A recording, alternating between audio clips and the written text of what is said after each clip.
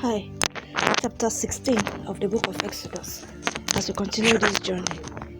And they took their journey from Elim, and all the congregation of the children of Israel came unto the wilderness of Sin, which is between Elim and Sinai, on the 15th day of the second month, after their departing out of the land of Egypt.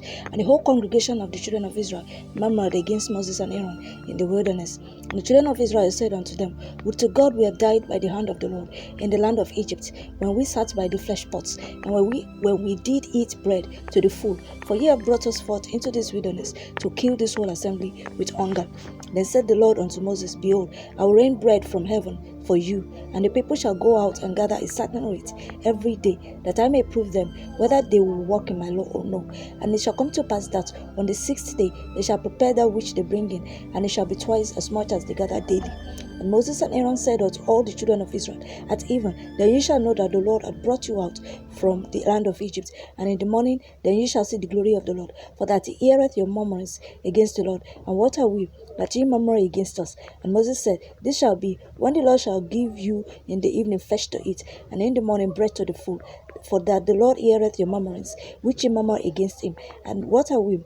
Your murmurings are not against us, but against the Lord. And Moses spake unto Aaron, Say unto all the congregation of the children of Israel, Come near before the Lord, for he hath heard your murmurings. And it came to pass, as Aaron spake unto the whole congregation of the children of Israel, that they looked toward the wilderness, and behold, the glory of the Lord appeared in the cloud. And the Lord spake unto Moses, saying, I have heard the murmurings of the children of Israel. Speak unto them, saying, At even ye shall eat flesh, and in the morning ye shall be filled with bread.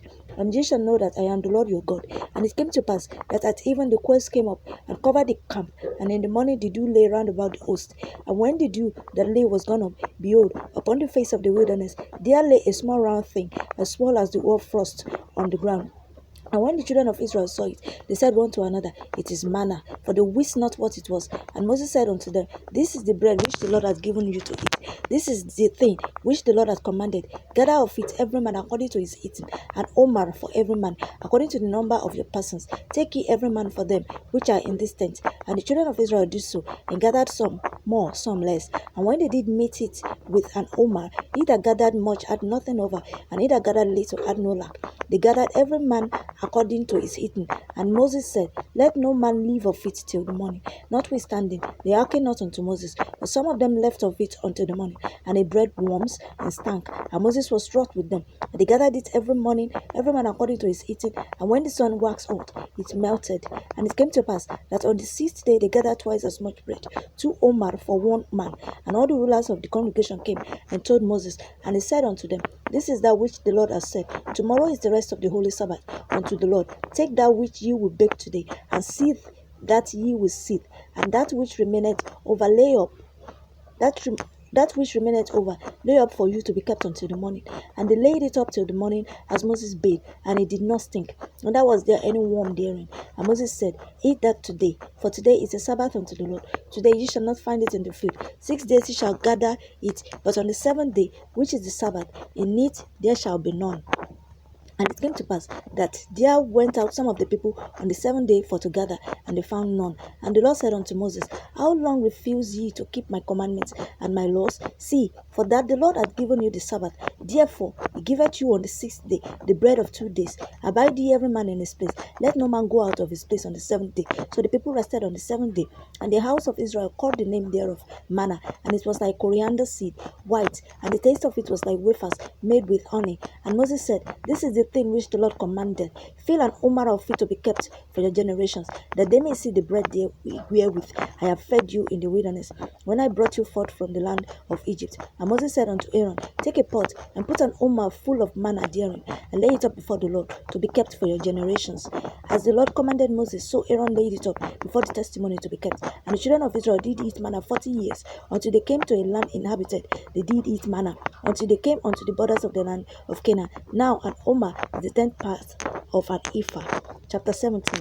And the great congregation of the children of Israel journeyed from the wilderness of Sin, after their journeys, according to the commandment of the Lord, and pitched in Rephidim, and there was no water for the people to drink. Therefore the people did chide with Moses, and said, Give us water that we may drink. And Moses said unto them, Why chide ye with me? Wherefore do ye tempt the Lord? And the people thirsted there for water. And the people murmured against Moses, and said, Wherefore is this that thou hast brought us up out of Egypt, to kill us and our children and our cattle with thirst? And Moses cried unto the Lord, saying, What shall I do unto these people? They be almost ready to stone me. And the Lord said unto Moses, Go on before the people, and take with thee of the elders of Israel, and thy rod, wherewith thou smootest the river, take in thy hand, and go. Behold, I will stand before thee there upon the rock in Horeb, and thou shalt smite the rock, and there shall come water out of it, that the people may drink. And Moses did so in the sight of the elders of Israel.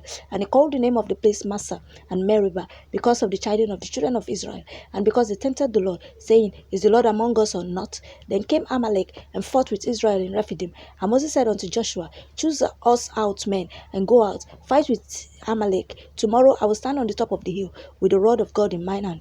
So Joshua did as Moses had said to him, and fought with Amalek. And Moses, Aaron, and Hur went up to the top of the hill. And it came to pass, when Moses held up his hand, that Israel prevailed, and when he let down his hand, Amalek prevailed. But Moses' hands were heavy, and they took a stone and put it under him, and he sat thereon. And Aaron and Hur stayed up his hands, the one on the one side, and the other on the other side. And his hands were steady until the going down of the sun. And Joshua discomfited Amalek and his people with the edge of the sword. And the Lord said unto Moses, Write this for a memorial in a book, and rehearse it in the ears of Joshua, for I will utterly put out the remembrance of Amalek from under heaven. And Moses built an altar, and called the name of it Jehovah Nissi, for he said, Because the Lord had sworn that the Lord will have war with the Amalek from generation to generation.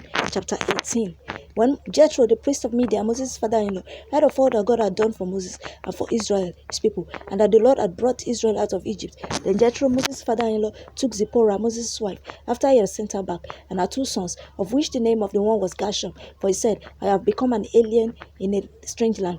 And the name of the other was Eleazar, for the God of my father said he was mine help, and delivered me from the sword of Pharaoh. And Jethro, Moses' father-in-law, came with his sons and his wife unto Moses into the wilderness, when he encamped at the mount of God. And he said unto Moses, I, thy father-in-law Jethro, am come unto thee, and thy wife with and her two sons with her.